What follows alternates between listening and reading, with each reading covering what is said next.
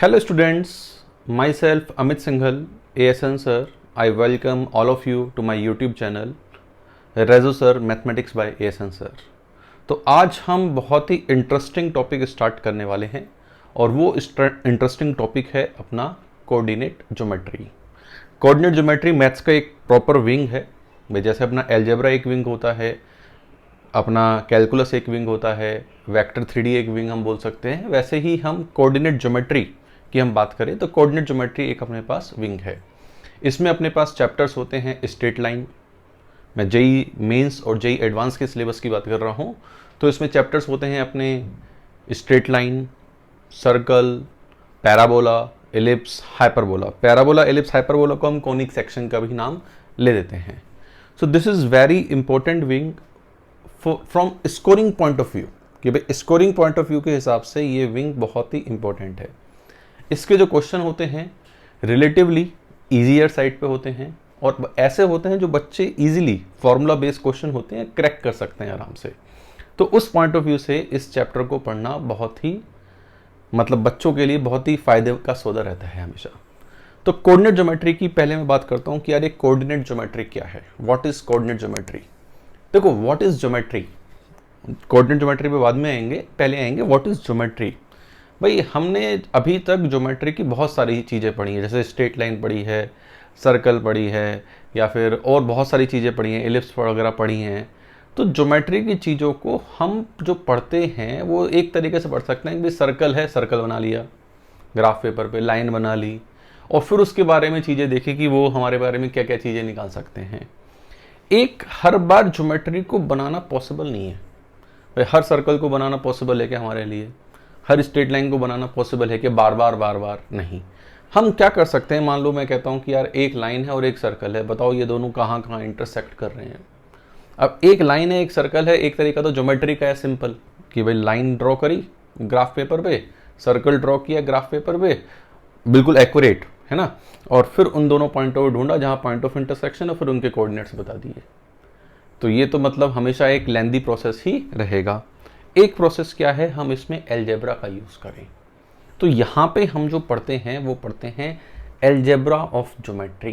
क्या पढ़ते हैं, अलजेब्रा ऑफ ज्योमेट्री, सही बात। तो यहाँ पे कोऑर्डिनेट ज्योमेट्री की हम जो बात करते हैं that is algebra of geometry, कि भाई अलजेब्रा का यूज़ करके हम ज्योमेट्री को आखिर किस तरीके से पढ़ते हैं। अब देखो ज्योमेट्री को यहाँ पे 2D वर्ड लिखा हुआ है, जैसे 1D ज्योमेट्री भी हो सकती है, 2D ज्योमेट्री भी हो सकती है, 3D ज्योमेट्री भी हो सकती है।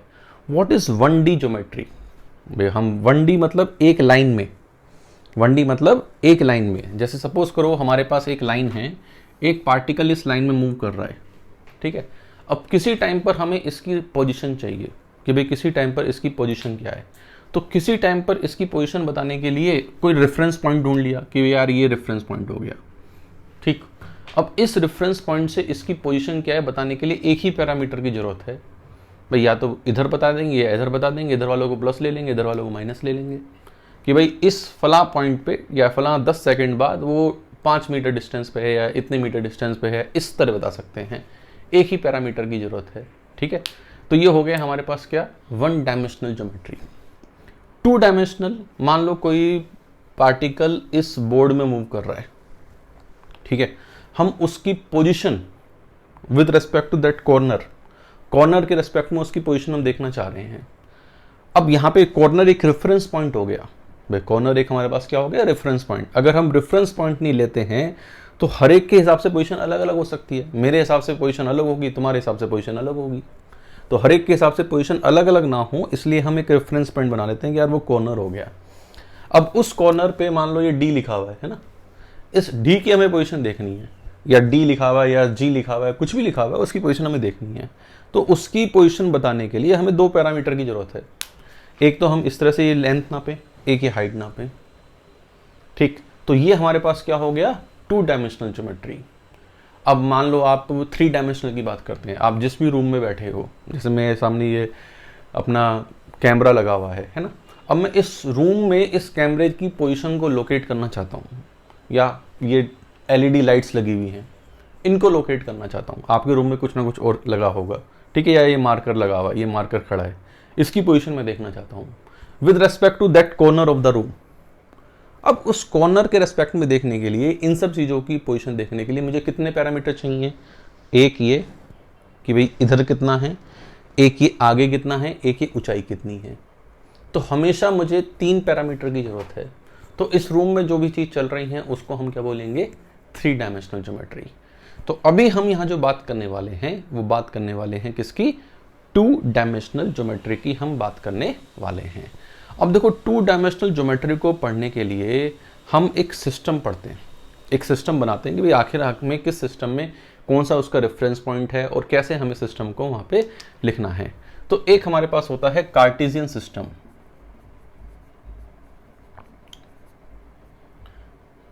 कार्टेशियन सिस्टम, कि भाई एक हमारे पास सिस्टम है क्या? Cartesian system. अब कार्टेशियन सिस्टम में क्या होता है? एक ये वर्टिकल लाइन है जिसे हम बोलते हैं वाई एक्सिस, एक ये हॉरिजॉन्टल लाइन है जिसे हम बोलते हैं x axis. This one is x axis and this one is y axis. ये एक्स एक्सिस है और ये हमारे पास क्या है? वाई एक्सिस है, ठीक। और इनका जो पॉइंट ऑफ इंटरसेक्शन है ये होता है हमारे पास ओरिजिन। क्या होता है हमारे पास? ओरिजिन। या जिस रेफरेंस पॉइंट की मैं बात कर रहा हूँ वो ये रेफरेंस पॉइंट है। मतलब हमारी जितनी भी चीज़ें चलेंगी वो इसी पॉइंट के रेस्पेक्ट में चलेंगी कि भाई ओरिजिन के रेस्पेक्ट में चलनी है, कि भाई हम इसमें कोई भी पोजीशन देखें तो वो हमारे पास ओरिजिन के रेस्पेक्ट में चलनी है। जैसे सपोज करो यहाँ पे कोई ये पॉइंट P है, इस पॉइंट P की हम पोजीशन देखना चाहते हैं। अब इस पॉइंट की ओरिजिन से डिस्टेंस देखनी है तो 2 तरीके से डिस्टेंस देखेंगे। एक ये डिस्टेंस देख लेंगे, ठीक बात, और एक ये डिस्टेंस देख लेंगे कि ये डिस्टेंस कितनी है, ठीक है। जैसे सपोज करो ये डिस्टेंस है A, ये डिस्टेंस है B, ये डिस्टेंस है A और ये डिस्टेंस है B। अब ये डिस्टेंस A है तो इस P पॉइंट के कोऑर्डिनेट लिखने का तरीका है, पहले इस वाली डिस्टेंस को लिख दो, हॉरिजॉन्टल वाली डिस्टेंस को, और फिर वर्टिकल वाली डिस्टेंस को लिख दो, A, B। तो इस पॉइंट के कोऑर्डिनेट क्या हो गए? A, B हो गए, ठीक। अब A, B हो गए, यहां पे A को हम बोलते हैं एब्सिसा। क्या बोलते हैं इसे? एब्सिसा, कि A is known as abscissa. B को क्या बोलते हैं? B is known as ordinate, ordinate. और दोनों को मिला के क्या बोलते हैं? कोऑर्डिनेट। दोनों को मिला के क्या बोलते हैं हम? कोऑर्डिनेट। कि भाई ये P पॉइंट का कोऑर्डिनेट क्या है? A, B। तो दोनों को मिला के हम बोलेंगे इसको क्या? कोऑर्डिनेट। ये हो गया एब्सिसा, ये हो गया ऑर्डिनेट। इस ओरिजिन के राइट साइड में जाते हैं तो एब्सिसा पॉजिटिव होती है, लेफ्ट साइड में जाते हैं तो एब्सिसा नेगेटिव होती है, ठीक बात। इस पॉइंट के ऊपर जाते हैं तो ऑर्डिनेट पॉजिटिव होता है, नीचे जाते हैं तो ऑर्डिनेट नेगेटिव होता है, सही बात। तो एक तरीके से ये है पॉजिटिव एक्स एक्सिस इधर वाला, राइट साइड वाला, और ये है negative x axis left side वाला। ऊपर वाला है पॉजिटिव वाई एक्सिस, नीचे वाला है नेगेटिव वाई एक्सिस, ठीक बात। तो अब देखो यहाँ पे इस हिसाब से ये 4 क्वाड्रेंट हो गए। This one is first quadrant, this one is second quadrant, this one is third quadrant and this one is fourth quadrant, कि भाई ये फोर्थ क्वाड्रेंट हमारे पास हो गए। अब देखो फर्स्ट क्वाड्रेंट में राइट साइड है और ऊपर है तो दोनों पॉजिटिव होते हैं, एब्सिसा भी पॉजिटिव और ऑर्डिनेट भी पॉजिटिव, ठीक बात। सेकंड क्वाड्रेंट में लेफ्ट साइड है लेकिन ऊपर है तो एब्सिसा कैसी होगी? नेगेटिव। तो एब्सिसा होती है यहाँ पे नेगेटिव और ऑर्डिनेट कैसा होता है? पॉजिटिव। भाई राइट साइड वाले को पॉजिटिव ले लेंगे, लेफ्ट साइड वाले को नेगेटिव ले लेंगे, ऊपर वाले को ऑर्डिनेट को पॉजिटिव ले लेंगे, नीचे वाले को नेगेटिव ले लेंगे, ठीक है। अब थर्ड में हमारे पास लेफ्ट है और नीचे है तो ये भी नेगेटिव और ये भी नेगेटिव, ठीक है। और फोर्थ में राइट साइड है लेकिन डाउन है तो पॉजिटिव एब्सिसा होगा और नेगेटिव ऑर्डिनेट होगा, ठीक बात। तो इस तरीके से हमारे पास इन पॉइंट सिस्टम को हम यहाँ पे पढ़ते हैं। जैसे सपोज करो कोई पूछे कि सर ये बताओ -3,1 पॉइंट कहाँ पर होगा, कि where will be this point -3,1, कि भाई -3,1 को लोकेट करके बताओ। तो -3,1 को देखने के लिए -3 मतलब एक्स एक्सिस पे नेगेटिव गए, 1 2 3 +1 ऊपर गए तो ये हो गया हमारे पास पॉइंट क्या? -3,1। ये हमारे पास पॉइंट क्या हो गया? -3,1। कोई कहे कि सर ऐसा करो 4 कोमा -2 पॉइंट बताओ कहाँ पर होगा, ठीक बात।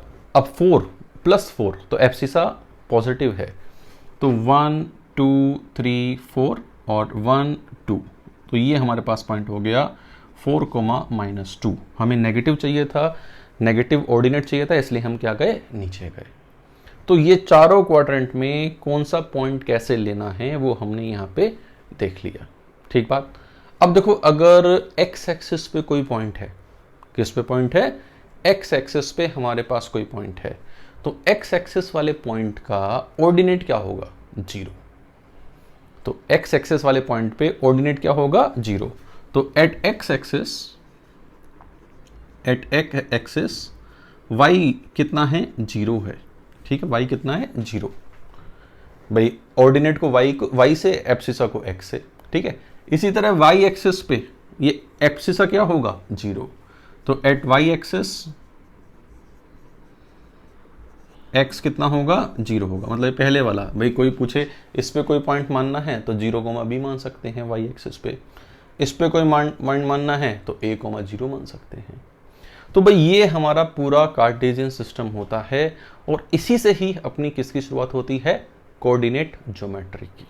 ये भाई कोऑर्डिनेट ज्योमेट्री में इस सिस्टम को समझना हमारे लिए बहुत ज़रूरी है।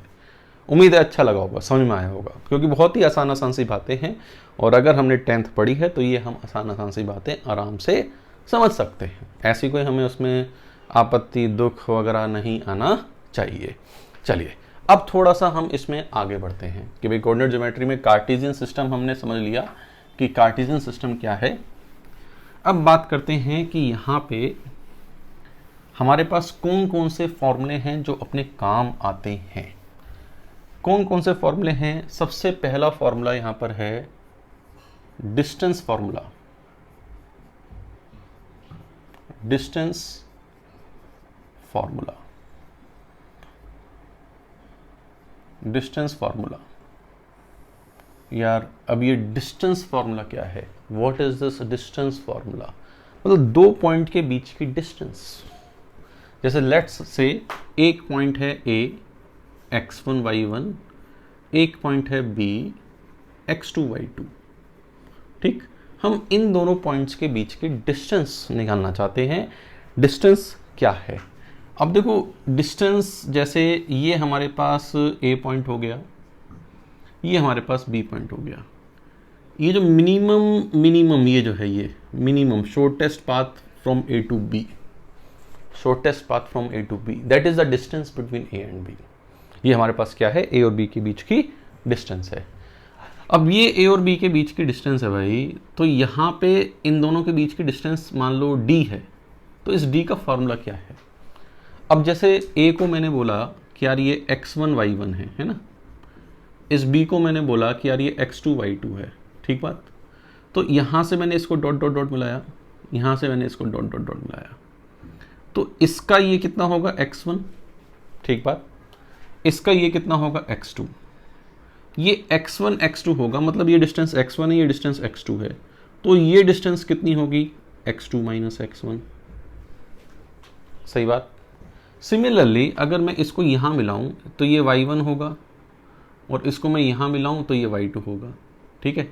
तो ये जो डिस्टेंस है, ये डिस्टेंस कितनी होगी, ये डिस्टेंस, ये y1 है, ये y2 है, तो ये डिस्टेंस कितनी होगी, y2 माइनस y1, ठीक बात। तो ये डिस्टेंस है x2 माइनस x1, ये डिस्टेंस है y2 माइनस y1। चमका बच्चों कि ये x2 माइनस x1 है और ये y2 माइनस y1 है। अब इन दोनों के बीच की डिस्टेंस निकालनी है, तो पाइथागोरस लगा सकते हैं। तो distance between 2 point A and B, D बराबर under root x2 minus x1 का whole square plus y2 minus y1 का होल स्क्वायर। ये हमारे पास दो पॉइंट के बीच की डिस्टेंस का फॉर्मूला होता है। This is our first formula and very basic formula, distance between two point, कि भाई दो पॉइंट के बीच की डिस्टेंस का हमारे पास आखिर फॉर्मूला क्या होता है।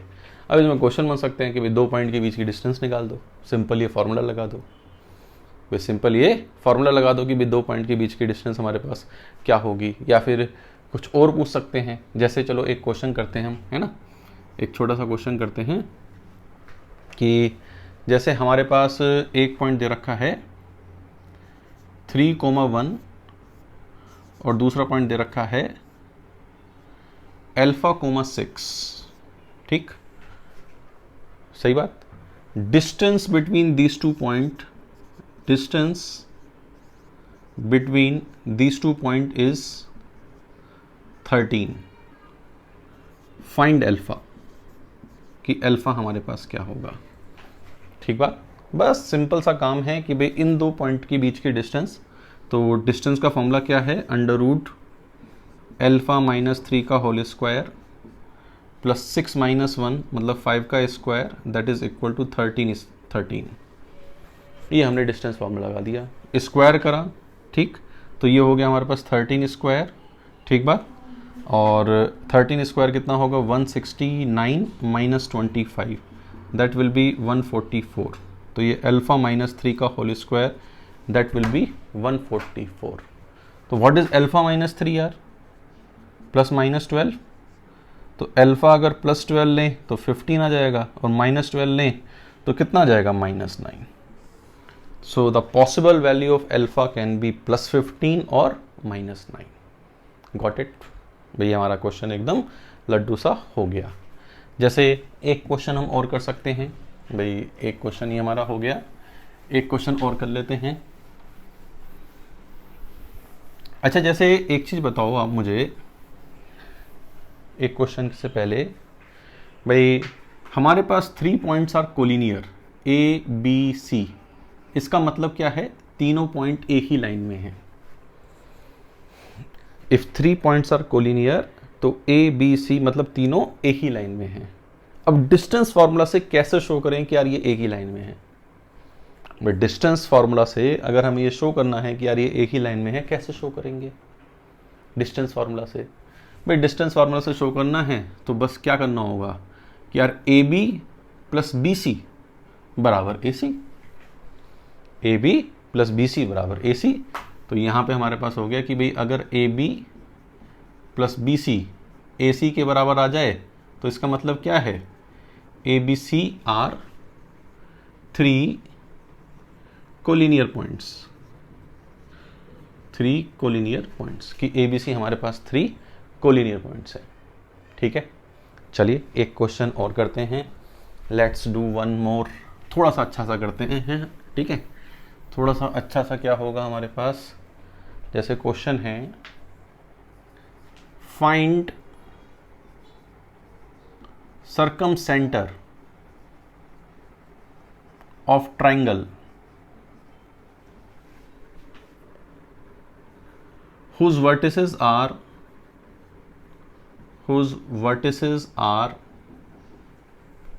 1,2, 3, -4 and 5, -6। Find circumcentre. What is circumcentre? पहली बात भाई, जैसे ट्राइंगल ABC है, ये ABC ट्राइंगल है, व्हाट इज सर्कमसेंटर? तो circumcentre is a point which is equidistance from all 3 points. Circumcentre is a point which is equidistance from all 3 points, कि भाई तीनों पॉइंट से इक्वल डिस्टेंस पर हो, उसे हम क्या बोलते हैं, सर्कमसेंटर। मतलब जैसे ये हमारे पास कोई ट्राइंगल है ना, तो ये ABC, तो ये सर्कमसेंटर P है, AP, BP और BC बराबर है, PC बराबर है, तो हम एक सर्कल ड्रॉ कर सकते हैं, ये सर्कम सर्कल होगा। इस सर्कम सर्कल का सेंटर ही हमारे पास सर्कम सेंटर है, इसका सेंटर ही हमारे पास क्या है, सर्कम सेंटर है। How can I find the circumcentre of this triangle? सीधे सीधे डिस्टेंस फार्मूला हमें लगता यहाँ पे दिखाई दे रहा है कि हम डिस्टेंस फार्मूला लगाएं और आंसर लाएं। जैसे लेट से कि जो सर्कम सेंटर है, ये सर्कम सेंटर α, β है, ठीक।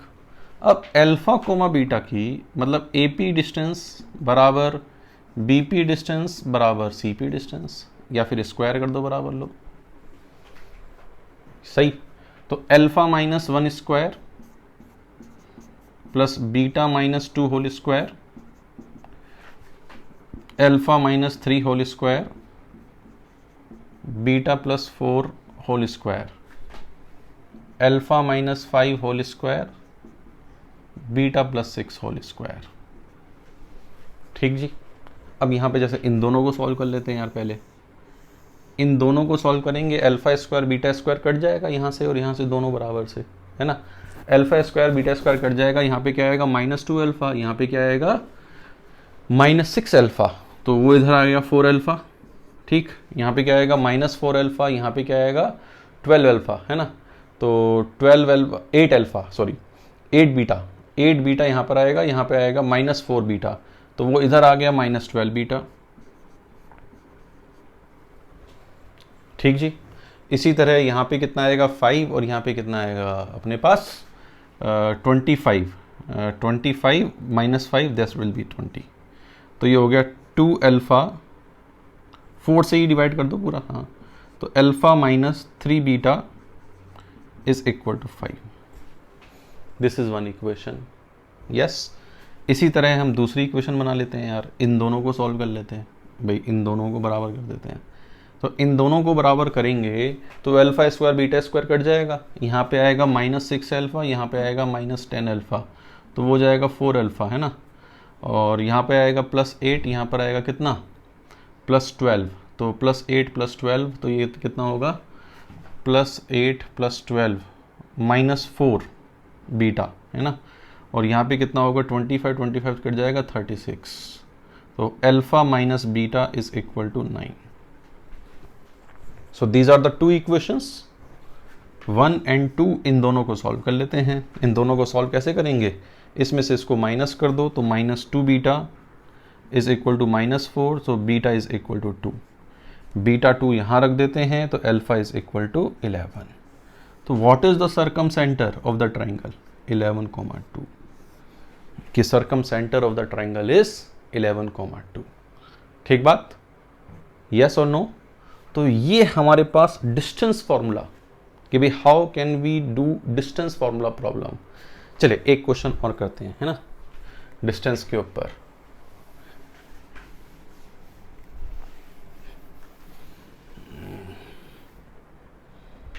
लेट ए, ओ हो गया ओरिजिन 0,0, ए हो गया 4,0 and B are vertices of equilateral triangle.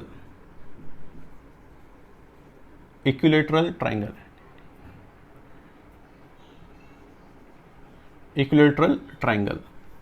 Find B, कि भाई बी के कोऑर्डिनेट क्या होंगे। O A B is a vertices of a equilateral triangle, of an equilateral triangle. तो हमें बी के कोऑर्डिनेट बताने हैं कि यार बी के कोऑर्डिनेट हमारे पास क्या होंगे। अब देखो यार, ये भी क्वेश्चन आसान सा है। मान लेते हैं वापस बी को अल्फा बीटा है, बी को वापस क्या मान लेते हैं, अल्फा बीटा मान लेते हैं।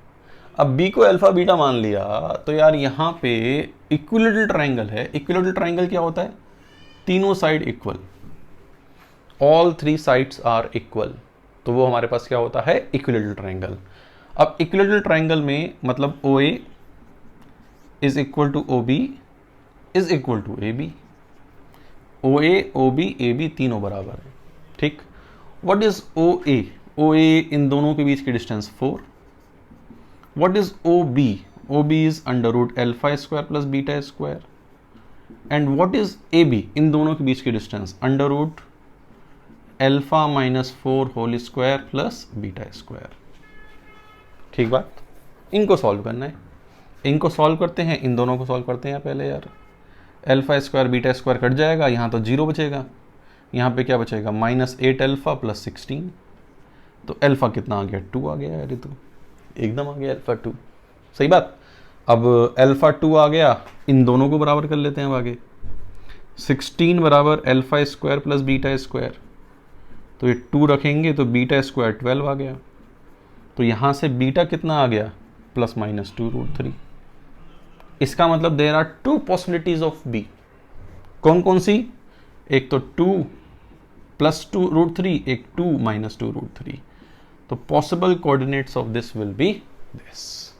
तो ये बच्चों हमारे पास किसके क्वेश्चन थे, डिस्टेंस फार्मूला के। These are the problems of distance formula. तो पहला फार्मूला है डिस्टेंस फार्मूला जो हमने आज समझा है, और कोऑर्डिनेट ज्योमेट्री क्या है वो हमने समझी है। आगे की चीज़ मैं बताऊंगा अगले लेक्चर में। उम्मीद करता हूं कि जो पहला लेक्चर है, छोटा लेक्चर रखता हूं मैं क्योंकि एक ही टॉपिक रखता हूं, आपको बढ़िया लगा होगा, मज़ा आया होगा, और आपने इससे कोऑर्डिनेट ज्योमेट्री की शुरुआत जो अपनी नींव होती है वो बनाई होगी। तो आज इतना ही। आप इस वीडियो को लाइक करें, शेयर करें, जिससे ये वीडियो ज़्यादा से ज़्यादा बच्चों तक पहुँचे और मैं अपने मिशन में कामयाब रहूँ। Thank you very much.